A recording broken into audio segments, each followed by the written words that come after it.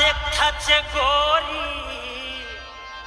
जीवहर धक धक करथे वो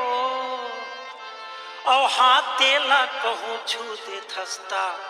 ये त्यागी सही बरथे वो मोर दुखला मैं जाना था वो जब ले मोला छोड़े हस्तब ले महू जाना था मोर दुखला महू जान था तहू छोड़े हतब ले कजरेली नैना के मारे मोला बान रात हो गे बैरी छूटत है परान कजरेली नैना के मारे मोला